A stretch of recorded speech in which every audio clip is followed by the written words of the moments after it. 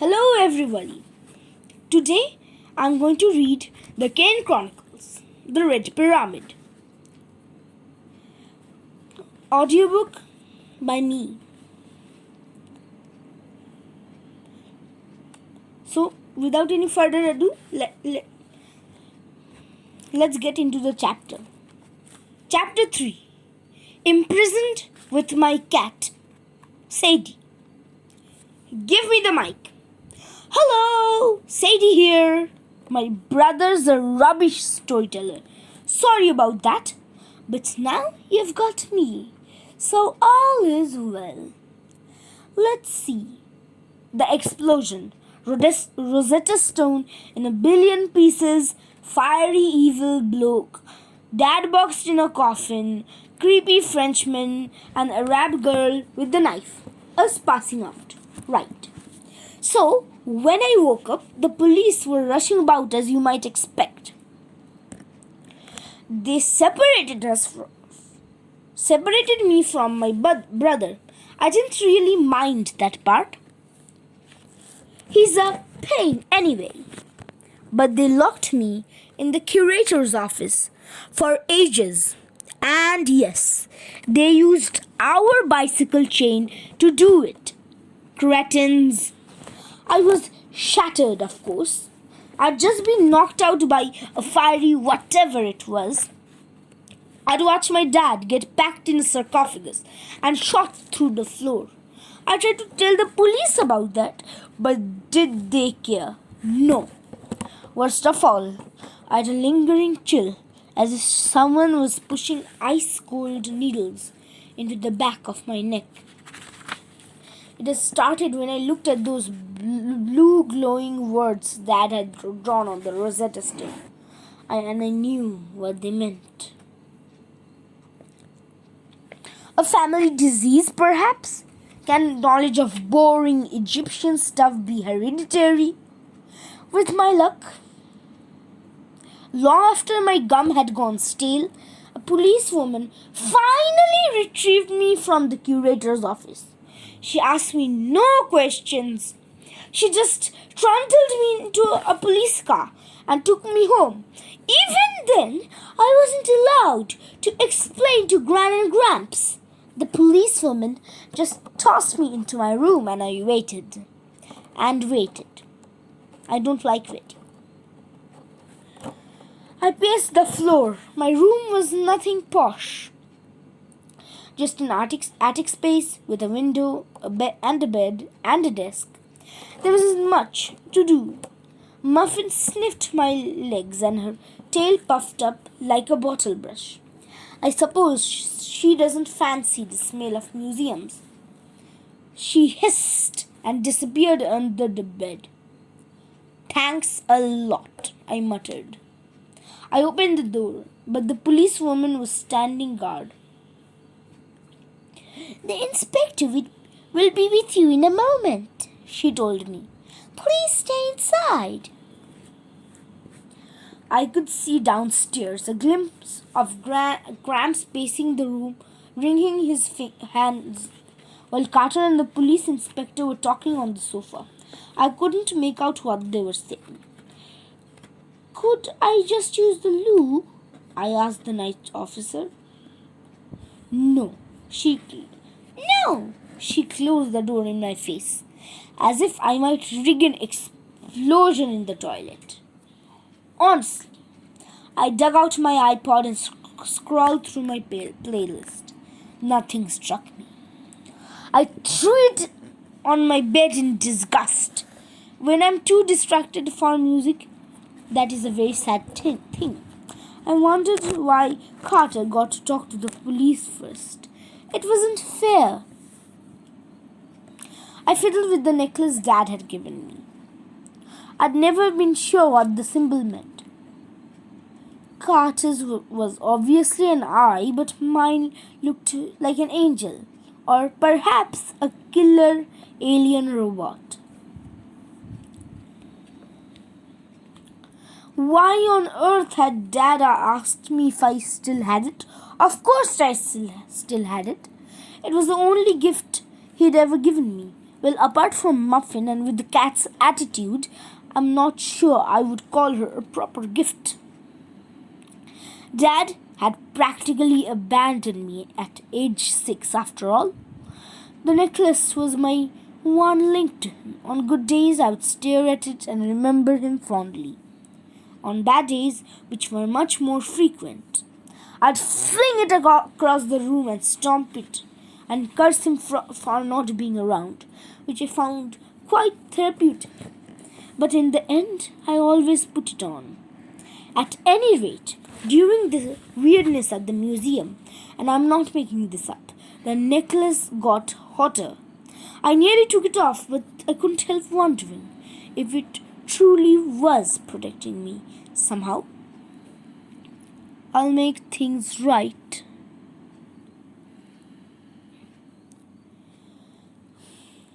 Dad said with that guilty look he often gives me. Well, colossal fail, Dad. What had he been thinking?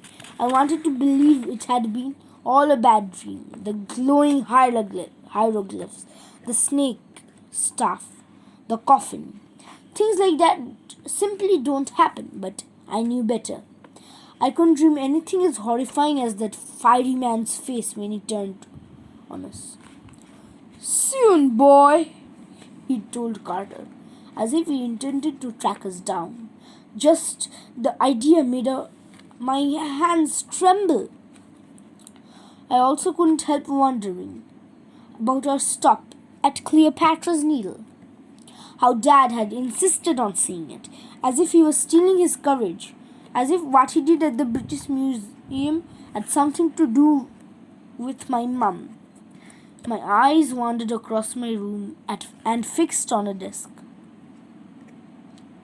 No, I thought, not going to do it. But they walked over and opened the drawer. I shoved aside a few old mags, my stash of sweets, a stack of math homework I'd forgotten to hand in, and a few pictures of me and my mates, Liz and Emma, trying on ridiculous hats in Camden Market. And there at the bottom of it all was the picture of Mum. Gran and Gramps have loads of pictures. They keep a shrine to Ruby in the hall cupboard. My mum's childhood artwork, her O-level results, her graduation picture from university, her favorite jewelry. It's quite mental. I was determined not to be like them, living in the past. I barely remembered Mum after all, and nothing could change the fact she was dead. But I did keep the one picture. It was of Mum and me at our house in Los Angeles, just after I was born. She stood out on the balcony, the Pacific Ocean behind her, holding a wrinkled, pudgy lump of a baby that would someday grow up to be yours truly. Baby me was not much to look at, but my mum was gorgeous, even in shorts and tattered t-shirt. Her eyes were deep blue. Her blonde hair was clipped back. Her skin was perfect, quite depressing compared to mine. People always say I look like her, but I couldn't even get the spot of my chin, much less look so mature and beautiful. Stop smirking, Carter! The photo fascinated me because I hardly remembered our lives together at all. But the main reason I'd kept the photo was because of the symbol on Mum's t-shirt, one of those life symbols, an ankh. My dead mother wearing the symbol for life. Nothing could have been sadder. But she smiled at the camera as if she knew a secret, as if my dad and she was sharing a private joke. Something tugged at the back of my mind. The stocky man in the trench coat who had been arguing with Dad across the street. He'd said something about per ankh. Had he meant ankh as in the symbol for life? And if so, What was a pear? I suppose he didn't mean pear as the fruit. I had an eerie feeling if I saw the words Perank written in hieroglyphs, I would know what they meant. I put down the picture of Mum. I picked up a pencil, turned over one of my homework papers. I wondered what would happen if I tried to draw the words Perank. Would the right design just occur to me? As I touched the pencil to paper, my bedroom door opened. Miss Kane? I whirled and dropped the pencil. A police inspector stood frowning in my doorway. What are you doing here? Maths, I said. My ceiling was quite low, so the inspector had to swoop down to come in. He wore a lint-colored suit that matched his grey hair and his ashen face. Now then, Sadie, I'm Chief Inspector Williams. Let's have a chat, shall we? Sit down. I didn't sit, and neither did he, which must have annoyed him. It's hard to look in charge when you're hunched over like Quasimodo. Tell me everything, please, he said, from the time your father came round to get you. I already told the policeman at the museum. Again, if you don't mind. So I told him everything. Why not? His left eyebrow crept higher and higher as I told him the strange bits like the glowing letters and the serpent stuff. Well, Sadie, Inspector Williams said, you've got quite an imagination. I'm not lying, Inspector, and I think your eyebrows are trying to escape. He tried to look at his own eyebrows, then scowled. Now, Sadie, I'm sure this is very hard on you. I understand you want to protect your father's reputation, but he's gone now. You mean through the floor in a coffin? I insisted. He's not dead. Inspector Williams spread his hand. Sadie, I'm very sorry, but we must find out why he did this act of what? He cleared his throat uncomfortably. Your father destroyed priceless artifacts and apparently killed himself in the process. We'd like very much to know why.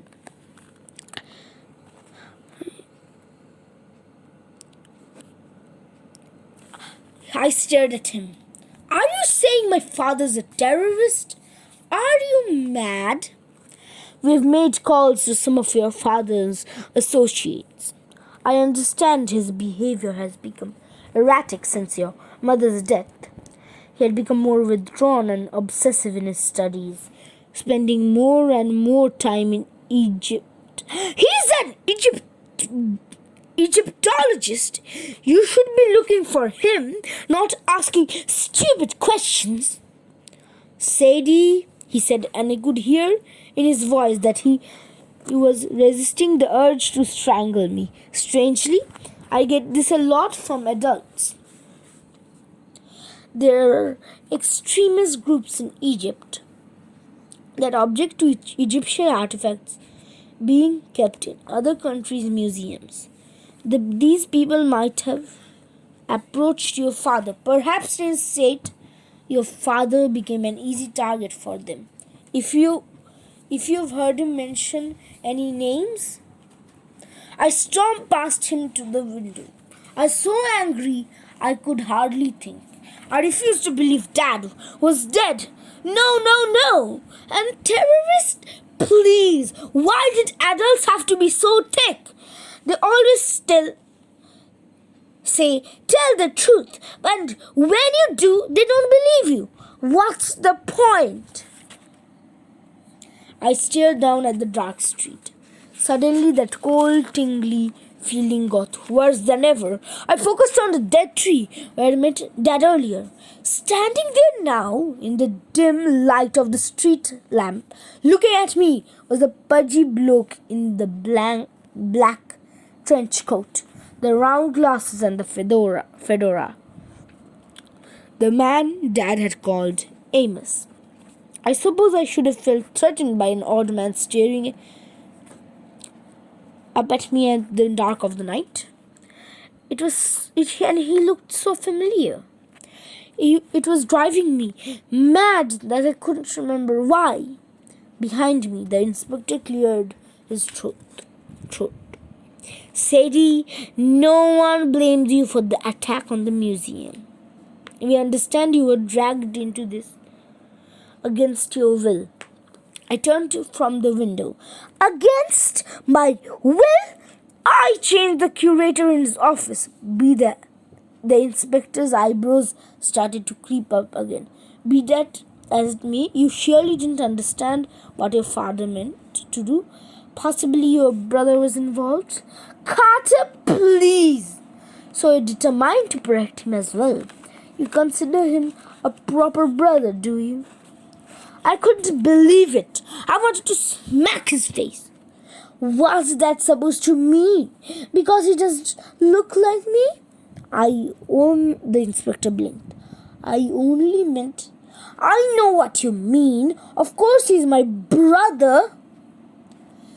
Inspector Williams held up his hands apologetically, but I was still seething. As much as Carter annoyed me, I hated it when people assumed we weren't related or looked at my father askance when he said the three of us were a family, like we'd done something wrong. Stupid Dr. Martin at the museum, Inspector Williams. It happened every single time Dad and Carter and I went together. Every single time.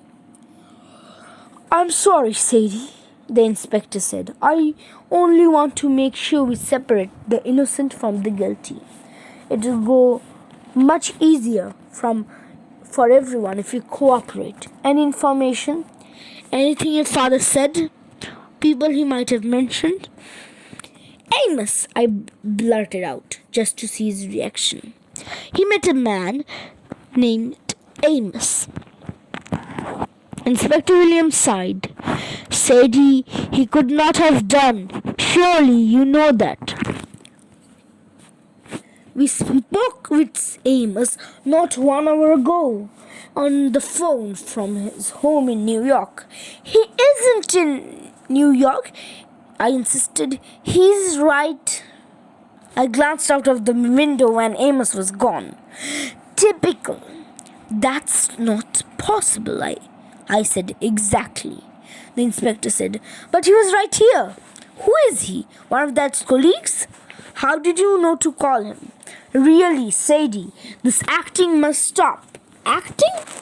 The inspector studied me for a moment, then set his jaw as if he made a decision. We already had the truth from Carter. I didn't want to upset you, but he told us everything. He understands there's no point protecting your father now. You might as well help us, and there will be no charges against you. You shouldn't lie to children. I hoped my voice carried all the way downstairs. Carter would never say a word against Dad, and neither will I. The inspector didn't even have the decency to look embarrassed. He crossed his arms. I'm sorry you feel that way, Sadie. I'm afraid it's time we went downstairs to discuss consequences with your grandparents. Chapter 4. Kidnapped by a not-so-stranger. Sadie. I just love family meetings. Very cozy, with Christmas garlands around the fireplace and a nice pot of tea and a detective from Scotland Yard ready to arrest you. Carter slumped on the sofa, cradling Dad's work bag. I wondered why the police let him keep it. It should have been evidence or something, but the inspector didn't seem to notice it at all. Carter looked awful. Even worse than usual. Honestly, the boy never been in a proper school, and he dressed like a junior professor in his khaki trousers and a button-down shirt and loafers. He's not bad looking, I suppose. He's reasonably tall and fit, and his hair isn't hopeless. He's got dad's eyes, and my mates Liz and Emma have even told me from his picture that he's hot, which I must take with a grain of salt because A, he's my brother, and B, my mates are a bit crazed.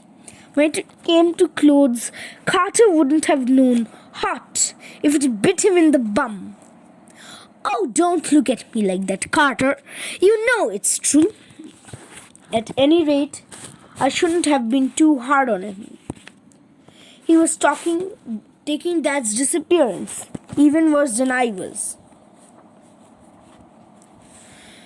Gran and Gramps sat on either side of him, looking quite nervous.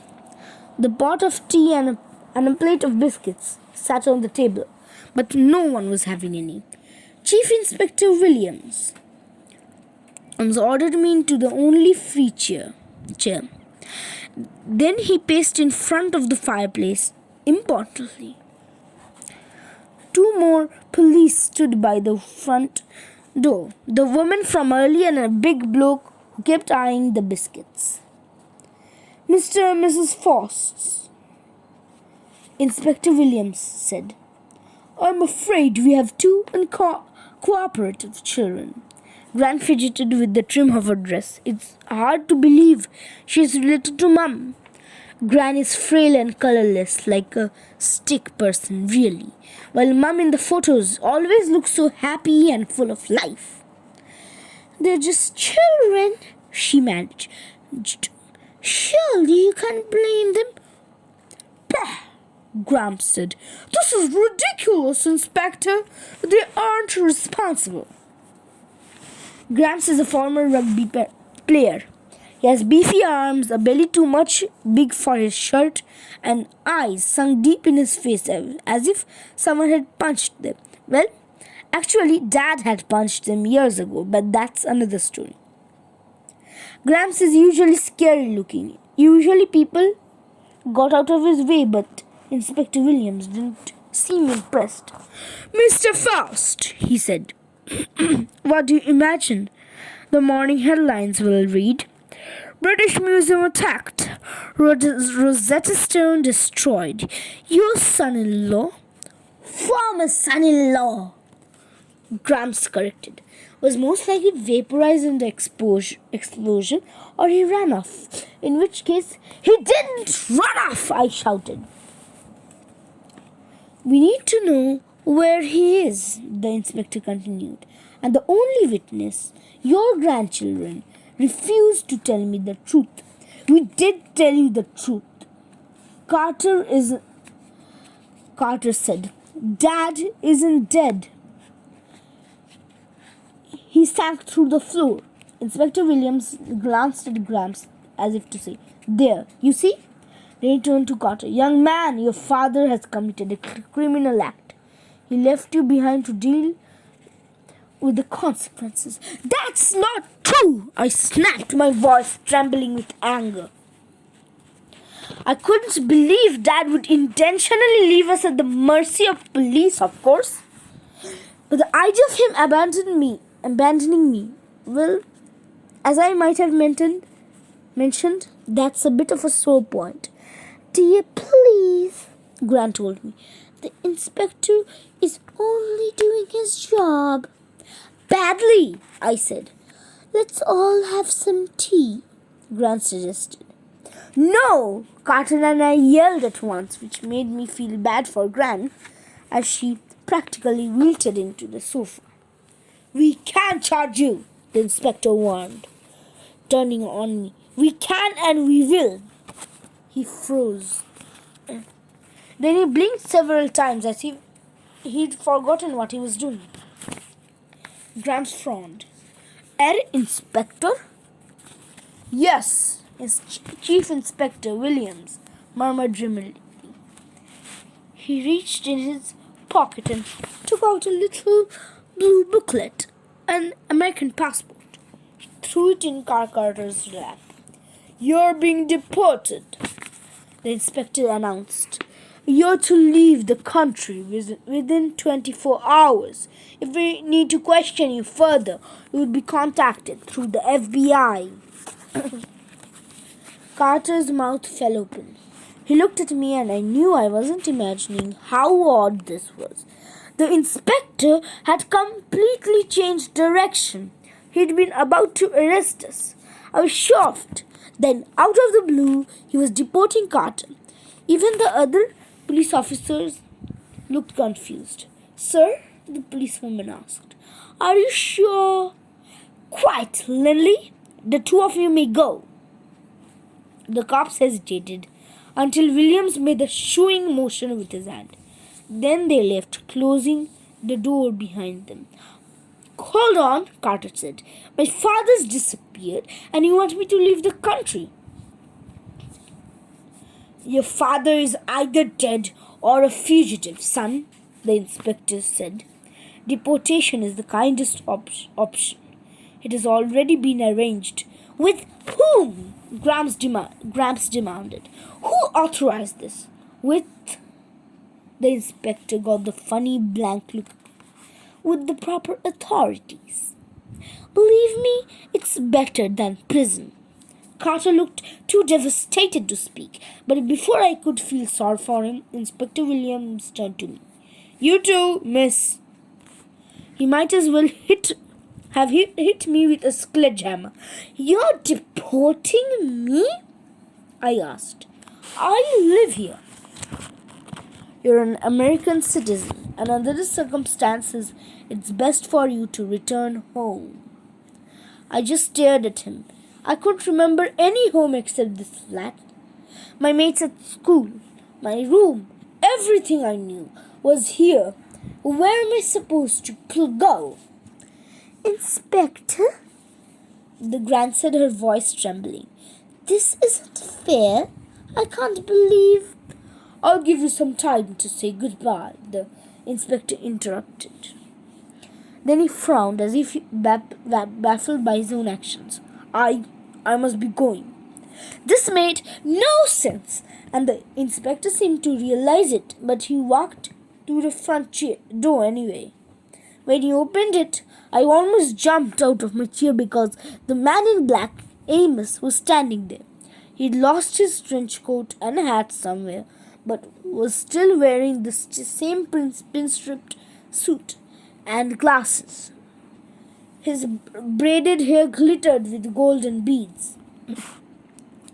I thought the inspector would say something or express surprise, but he didn't even acknowledge Amos. He walked right past him and into the night. Amos came inside and closed the door. Gran and Gramps stood up. "You!" Gramps growled. "I should have known. If I was younger, I would beat you to a pulp." "Hello, Mr. and Mrs. Faust," Amos said. He looked at Carter and me as if we had problems to be solved. "It's time we had a talk." Amos made himself right at home. He flopped down into the sofa and poured him some tea. He munched on a biscuit, which was quite dangerous because Gram's biscuits are horrid. I thought Gram's head would explode. His face went bright red. He came up behind Amos and raised his hand as if he were to smack him. But Amos kept munching his biscuit. "Please sit down." And we all sat. It was the strangest thing, as if we had been waiting for his order. Even Gramps dropped to his hand and moved round the sofa. He sat next to Amos with a disgusted sigh. Amos sipped his tea and regarded me with some displeasure. That wasn't fair, I thought. I didn't look that bad, considering what we had been through. Then he looked at Carter and grunted. "Terrible timing," he muttered. "But there's no other way. They'll have to come with me." "Excuse me," I said. I'm not going anywhere with some strange man with a biscuit on his face. He did in fact have biscuit crumbs on his face, but he apparently didn't care, as he didn't bother to check. I'm no stranger, said he. Don't you remember? It was creepy hearing him talk to me in such a familiar way. I felt I should know him, but I looked at Carter, but he seemed just as mystified as I was. No, Amos, said Grant, trembling. You can't take Sadie. We had an agreement. Julius broke that agreement tonight, Amos said. You know you can't care for Sadie anymore, not after what's happened. Their only chance is to come with me. Why should we come anywhere with you? Carter said. You almost got into a fight with that. Amos looked at the work bag in Carter's lap. I see you kept your father's bag. That's good. You'll need it. As for getting into fights, Julius and I did that quite a lot. If you didn't notice, Carter, I was trying to stop him from doing something rash. If he'd listened to me, we won't be in such a situation. I'd no idea what he was going on about, but the Gramps apparently understood. You and your superstitions, he said. I told you we want none of it. Amos pointed to the black patio. Through the glass doors you could see the lights shining on the Thames. It was quite a nice view at night, when I couldn't notice how run down some of the buildings were. Superstition, is it? Amos asked. And yet you found a place to live on the east bank of the river. Gramps turned even redder. That was Ruby's idea. Thought it would protect us. But she was wrong about many things, wasn't she? She trusted Julius and you for one. Amos looked unfazed.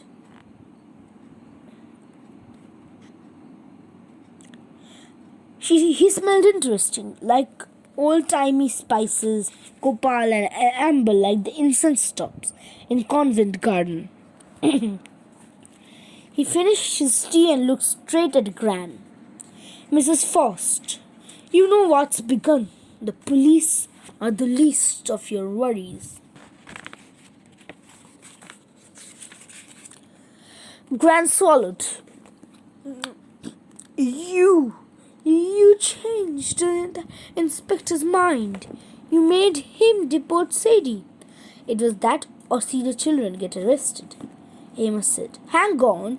You changed Inspector Williams' mind? How? Amos shrugged. It's not permanent. In fact, we should get to New York in the last hour or so before Inspector Williams begin to wonder why he let you go.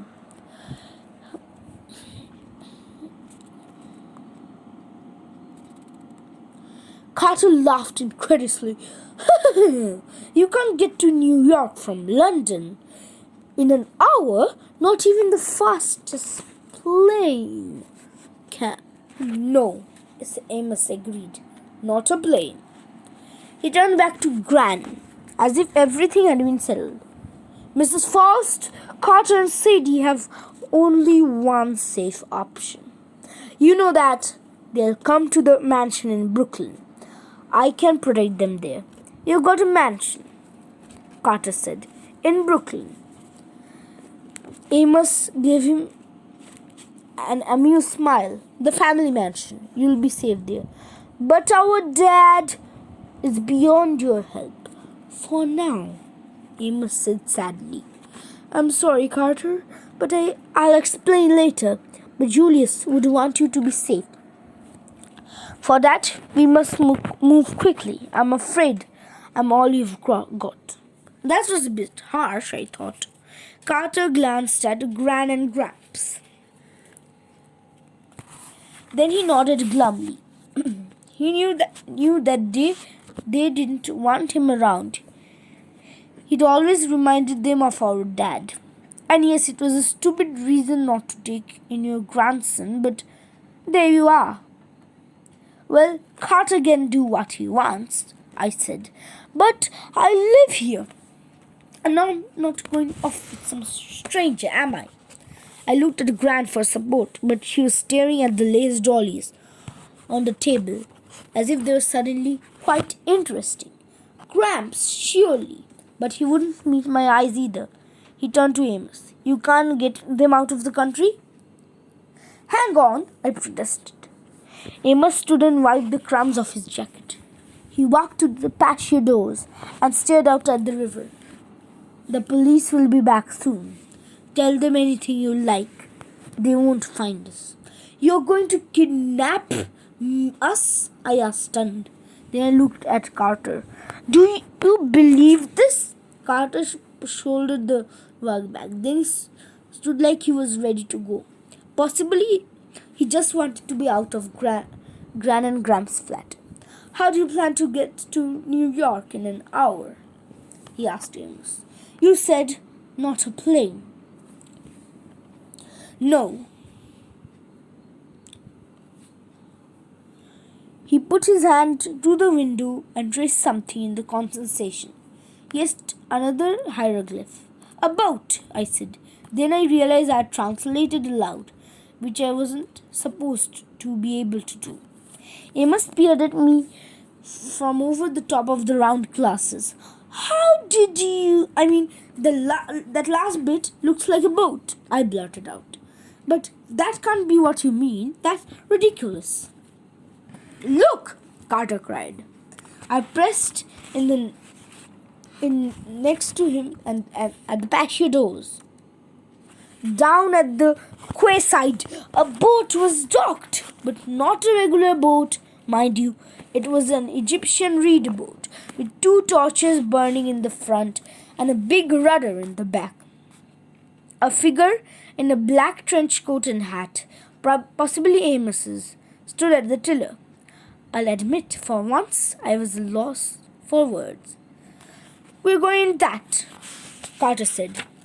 To Brooklyn. We'd better get started, Amos said.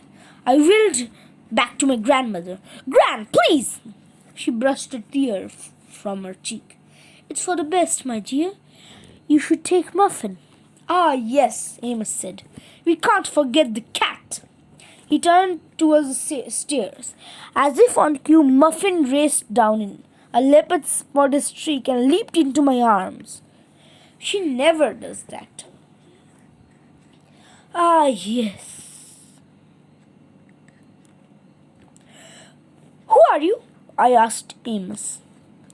It was clear I was running out of options, but I at least wanted answers. We can't go off with some stranger. I'm not stranger. Amos smiled at me. I'm family. And suddenly I remember his face smiling down at me, saying, Happy birthday, Sadie. A memory so distant I'd almost forgotten. Uncle Amos? I asked hazily. That's right, Sadie, he said. I'm Julius's brother. Now come along. We have a long way to go. Chapter 5. We meet the monkey. Carter. It's Carter again. Sorry. We had to turn off the tape for a while because we are followed by, well, we'd get to that later. Sadie was telling you how we'd left London, right? So anyway, we followed Amos down to the weird boat docked at the quayside. I cradled Dad's work bag under my arm. I still couldn't believe he was gone. I felt guilty leaving London without him, but I believed Amos about one thing. Right now, Dad was beyond our help. I didn't trust Amos, but I figured if I wanted to find out what happened to Dad, I was going with him. He was the only one who seemed to know about anything. Amos stepped aboard the reed boat. Sadie jumped right on, but I hesitated.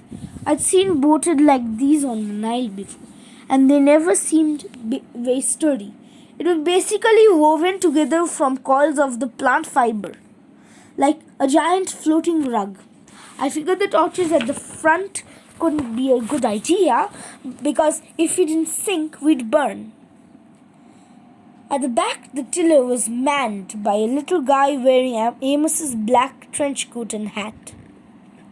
The hat was shoved down on his head, so I couldn't see his face. His hands and feet were lost in the folds of the coat. "How does this thing move?" I asked Amos. "You've got no sail." "Trust me," Amos offered a hand. The night was cold, but when I stepped on board, I suddenly felt warm as if torchlight was casting a protective glow over us. In the middle of the boat, a hut was made from woven mats. From Sadie's arms, Muffin sniffed at it and growled. "Take a seat inside," Amos suggested. "The trip might be a little rough." "I'll stand, thanks." Sadie nodded at the little guy in the back. "Who's your driver?" Amos acted as if he hadn't heard the question. "Hang on, everybody." He nodded to the steersman and the boat lurched forward. The feeling was hard to describe. You know that tingle in the pit of your stomach when you're on a roller coaster and it goes into free fall? And it was kind of like that. Except we weren't falling and the feeling didn't go away. The boat moved with astounding speed. The lights of the city blurred and they were swallowed in a thick fog. Strange sounds echoed in the dark. Slithering, hissing, and distant screams. Voices whispering in languages I didn't know. The tingling turned to nausea. The sounds got louder until I was about to scream myself. Then suddenly the boat slowed. The noises stopped and the fog dissipated. City lights came back, brighter than before. Above us loomed a bridge, much taller than any bridge in London. My stomach did a slow roll. From the left, I saw a familiar skyline. The Chrysler Building, the Empire State Building. "Impossible," I said. "That's New York." Sadie looked as green as I felt. She was still cradling Muffin, whose eyes were closed. The cat seemed to be purring. "It can't be," Sadie said. "We'd only traveled a few minutes, and yet we were here." Sailing up the East River, right under Williamsburg Bridge, we glided to a stop next to a small dock in the Brooklyn side of the river. In front of us was an industrial yard filled with piles of scrap metal and old construction equipment. In the center of the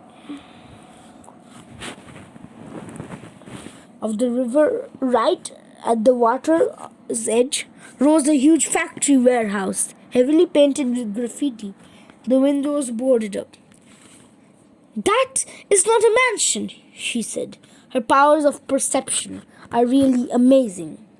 "Look again," Amos pointed to the top of the building. How did you?" My voice failed me. I wasn't sure why I hadn't seen it before. But now it was obvious. A 5-story mansion perched on the roof of the warehouse like another layer of a cake. "You couldn't build a mansion up there."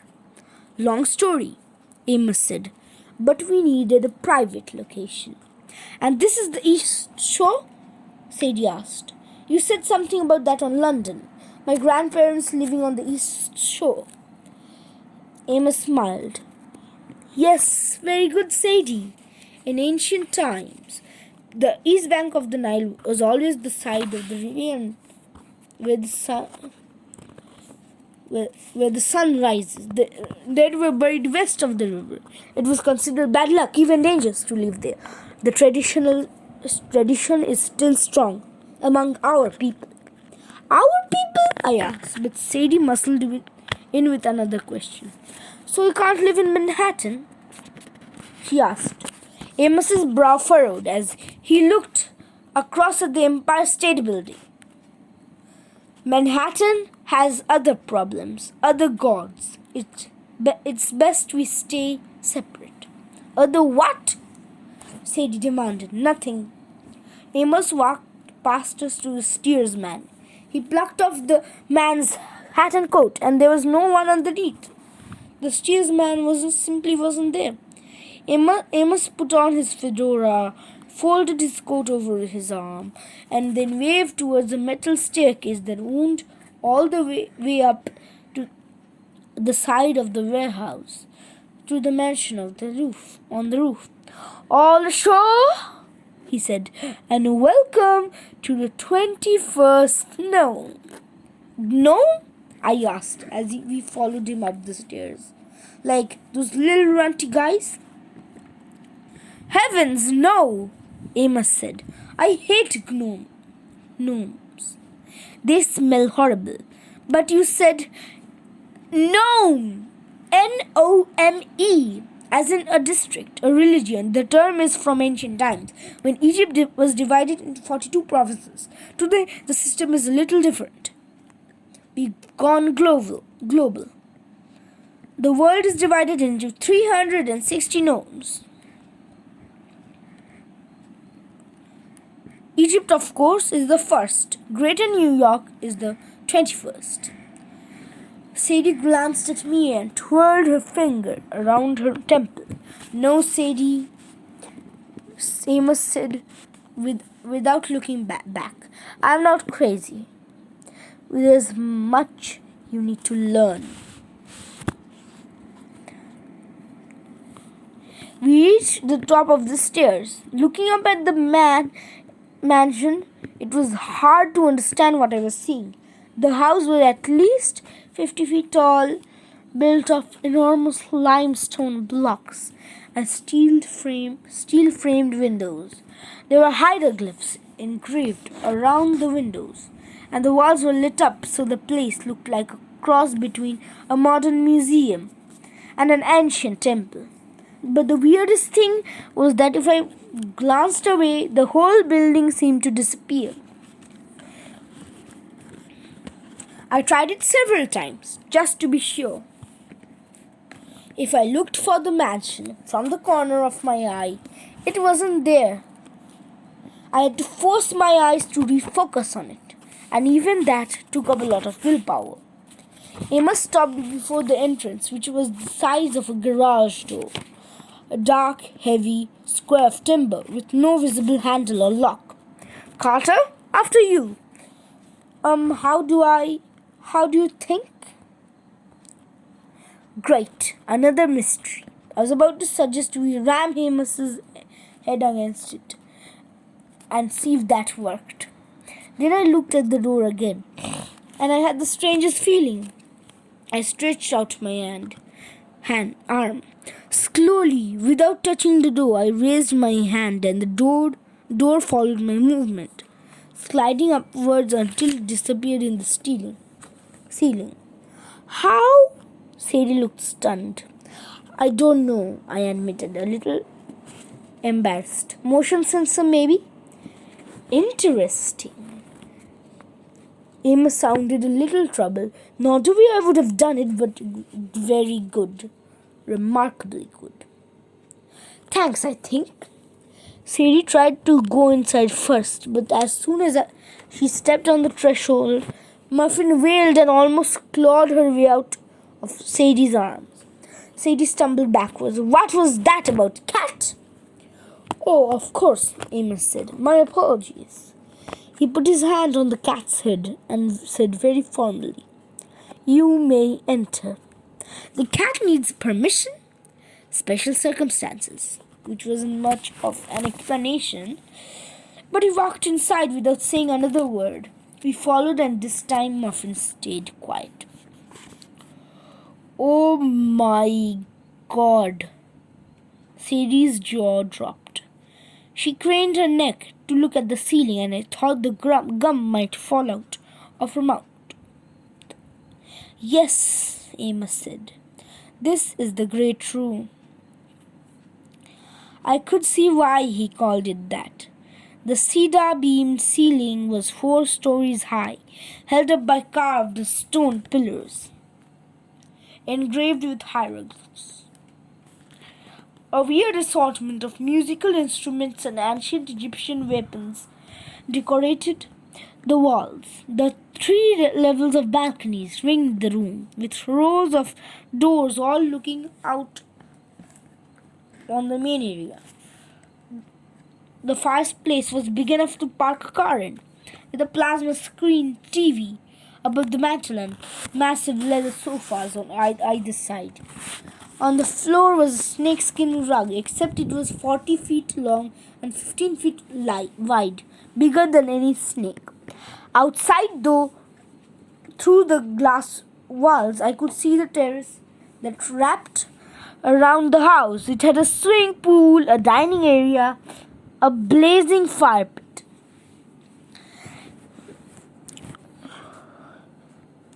And at the far end of the great room was a set of double doors marked with the Eye of Horus and chained with half a dozen padlocks. I wondered what could possibly be behind them.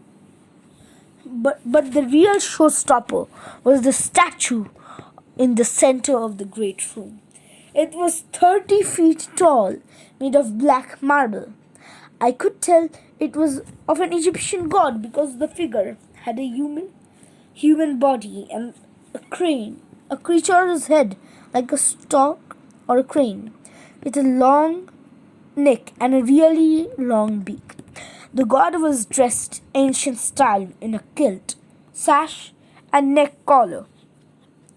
He held a scribe's stylus in one hand and an open scroll in the other, as if he had just written the hieroglyphs inscribed there. An ankh, the Egyptian looped cross, with a rectangular trace around its top. "That's it!" Sadie exclaimed. "Per Ankh!" I stared at her in disbelief. "All right, how can you read that?" "I don't know," she said, "but it's obvious. The top one is shaped like the floor plan of a house." "How did you get that?" "It's just a box." The thing was, she was right. I recognized the symbol, and it was supposed to be a simplified picture of a house with a doorway. But that wouldn't be obvious to most people, especially people named Sadie. And yet, she looked absolutely positive. "It is a house," she insisted, "and the bottom picture is the Ankh, the symbol for life. Per Ankh, the house of life." "Very good, Sadie." Amos looked impressed. "And this is a statue of the only god allowed in the house of life, at least normally. Do you recognize him, Carter?" Just then it clicked. The bird was an ibis, an Egyptian river bird. Thoth, I said, "the god of knowledge. He invented writing." "Indeed," Amos said. "Why the bird head?" Sadie asked. "All those Egyptian gods have creatures' heads." "They looked so silly." "They normally don't appear that way. Not in real life." "Real life?" I asked. "Come on, you sound like you've met them in person." Amos's expression didn't reassure me. He looked as if he was remembering something unpleasant. The gods could appear in many forms, usually fully human or fully animal, but occasionally as a hybrid form like this. They are primal forces, you understand, a sort of bridge between humanity and nature. They depicted with animal heads to show that they exist in 2 different worlds at once. Do you understand? Not a little, Sadie said. Amos didn't sound surprised. Yes, we have much training to do. At any rate, the god before you, Tough. founded the House of Life, for which this mansion is the regional headquarters, or at least it used to be. I'm the only member left in the 21st known, or I was until you two came along.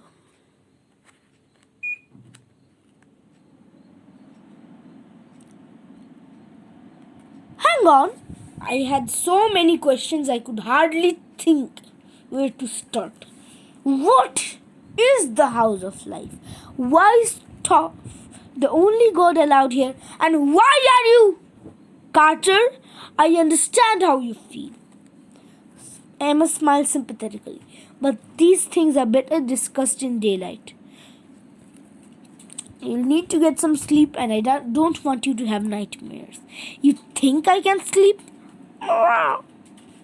Muffin stretched in Sadie's arms and let loose a huge yawn. Amos clapped his hands. Kuvu? I thought he sneezed, because Kufu is a weird name. But then a little dude about 3 feet tall with gold fur and a purple t-shirt came clambering down the stairs. It took me a second to realize it was a baboon wearing an LA Lakers jersey. The baboon did a flip and landed in front of us. He showed off his fangs and made a sound that was half roar, half belch. His breath smelled like nacho-flavored Doritos. All I could think to say was, the Lakers are my home team.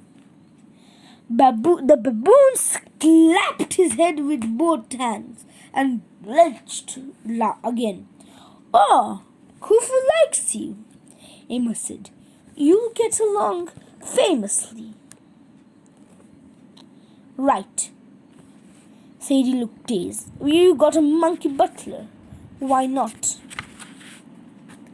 Muffin purred in Sadie's arms as if the baboon didn't bother her at all. Ugh! Kufu grunted at me. Amos chuckled. He wants to go one-on-one with you, Carter, to see a game.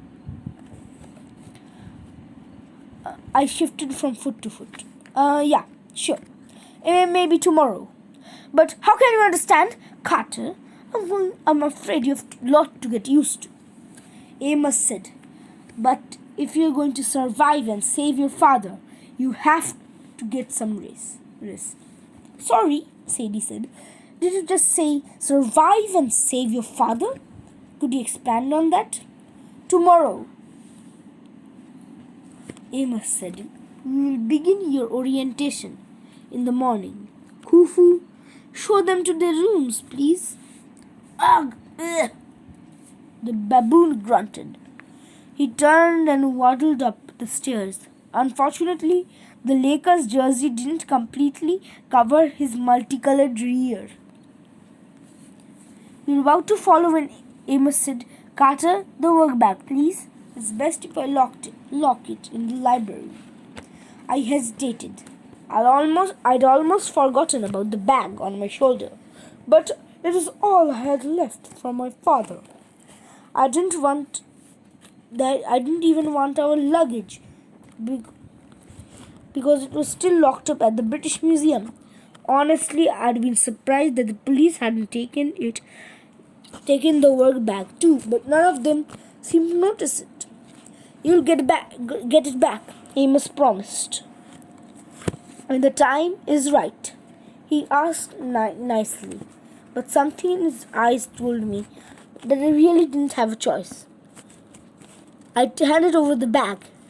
Amos took it gingerly, as if it was full of explosives. See you in the morning.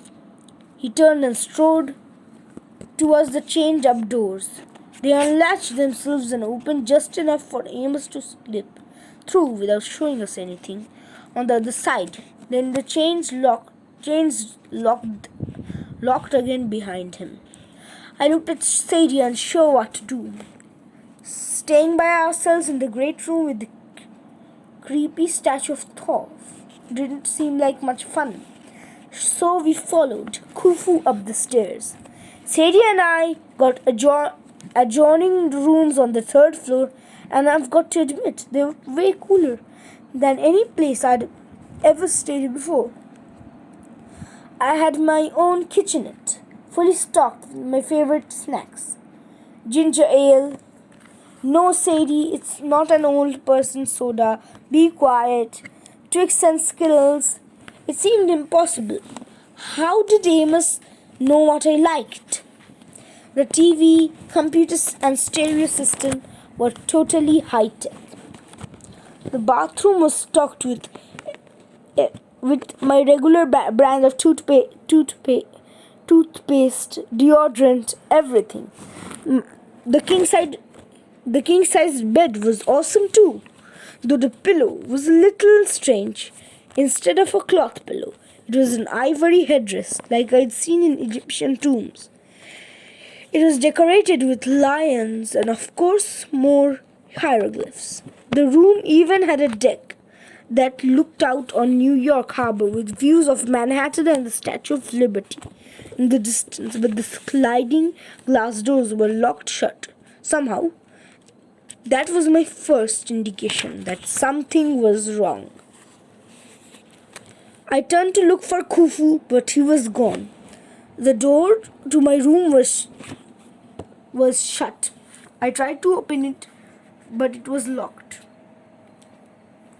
A muffled voice came from the next room. Carter? Sadie? I tried the door to her adjoining room, but it was locked too.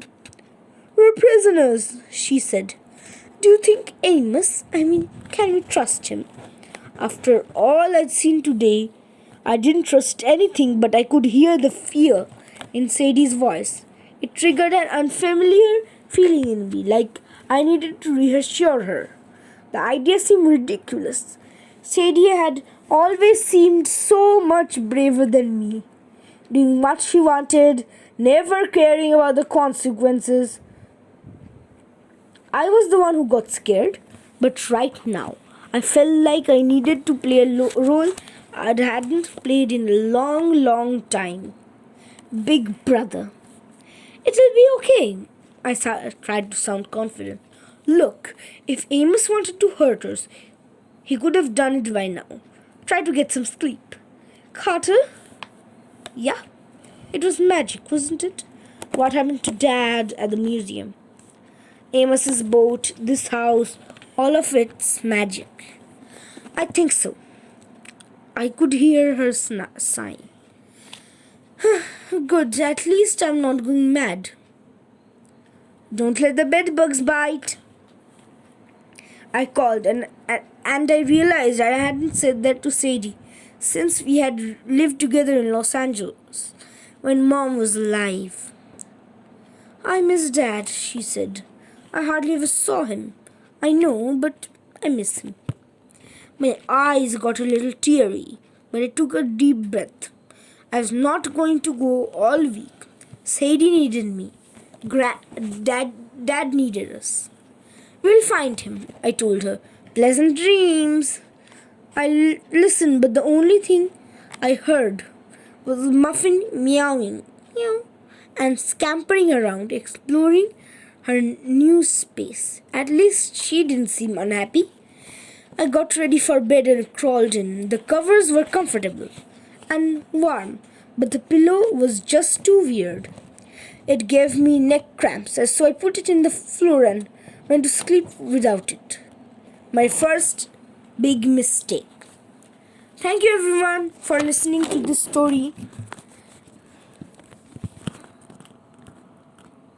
Bye. See you next time.